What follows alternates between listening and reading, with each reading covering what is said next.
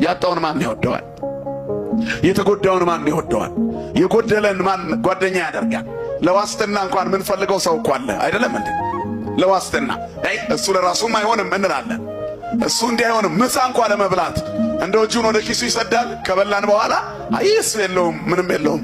እሱ ለኪሳራ ነው፣ ለትርፍ አይጠራም። ያለውን ነው ሰው የሚፈልገው። በብዙ ነገር ውስጥ እኛ መጠጋት የምንፈልገው በምድር ላይ ከበድ ያሉ ሰዎች ነው። በገንዘብ ከበድ፣ በስልጣን ከበድ፣ በኪሎም በመልክም ከበድ ያሉ ማለት። ትኩረታችን እዚህ ላይ ነው። ሰው ቁሳቁስ ፈላጊ ነው። ስለዚህ ጉድለታችንን ያውቃል። አንዲት የጎደለባት ሴት ነበረች። በማጣቷ ምክንያት የምትሰደብ፣ የምትረገም፣ የሚያሽሟጥጡባት ብዙ ነበሩ። የተገፋች ሴት ናት። አሁን እግዚአብሔር ጎበኛት። ሐናም ሳሙኤል ልብ የሚነካ ታሪክ ያላት ሴት ናት።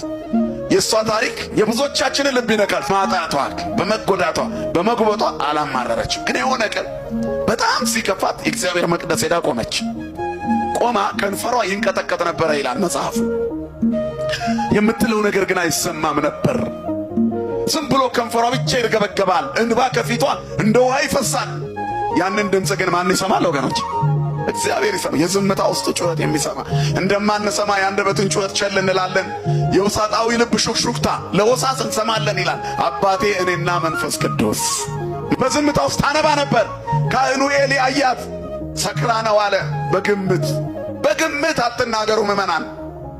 በግምት ስንቱን ጣል ነው ያየነው ነገር ላይ ሁሉ ኔጌቲቭ ነገር ያላቸው ሰዎች አሉ። ግምት ስንቱን ጣል ነው በግምት እንዲሁ በግምት ሰክራ ነው አለ።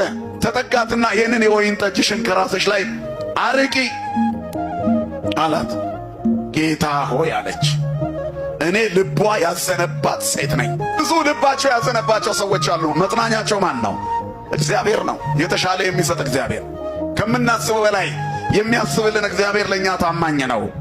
ስለዚህ ወዲያውኑ ምን ሆነሽ ነው አላት። ቀጥለው እንዲህ አይነት ችግር ላይ ያለው ነው ስለቴን ነግሬው ነው። ከ3 ዓመት በኋላ ይህች ሴት ተመልሳ ካህኑ ሳይሞት መጣች። እግዚአብሔር ስራውን የእኛን ስራ ለነቀፉን ሰዎች እንዲያሳይ ዕድሜ ይስጠን ወገኖች። የእግዚአብሔር ትልቁ ስራ ጠላቶቻችንን ማጥፋት አይደለም፣ በጠላቶቻችን ፊት ለፊት እኛን ማሳደግ ነው። ሞታችንን በሚመኙ ሰዎች ፊት እኛን በማቆም ያሳያል። ምክንያቱም እግዚአብሔር አዋቂ ነው። በትዳራችን እግዚአብሔር አዋቂ ነው። በኑሯችን ውስጥ እግዚአብሔር አዋቂ ነው። በትምህርታችን እግዚአብሔር አዋቂ ነው። በመጻተኝነትና በስደተኝነት ሕይወታችን እግዚአብሔር አዋቂ ነው። በብቸኝነት ጓዳችን ውስጥ ምን እንደሚያስፈልገን፣ ምን እንደሚቸግረን፣ ምን እንደጨነቀን እግዚአብሔር አዋቂ ነው። ክብርና ምስጋና ለስሙ ይሁን። አዋቂ ነው እግዚአብሔር። ስለዚህ የልቧን ያውቃል። 3 ዓመት ጠበቀች።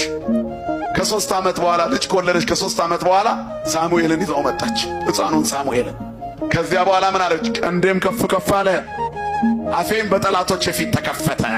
ዝም ያለችዋን ሴት አንደበት ሰጣት። ብቻዋን የሆነችዋን ሴት እግዚአብሔር ደረሰላት። ደጋፊ የሌላትን ሴት እግዚአብሔር ድጋፍ ሆናት። እግዚአብሔር የድሃ አደጎች አባት፣ ባልቴቶች ዳኛ ነው። ይችላል የኛ አምላክ የተቆረጠውን መቀጠል።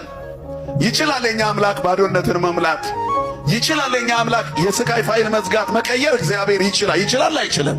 ይችላል። እግዚአብሔር አዋቂ ነው፣ ከሃሊ ነው።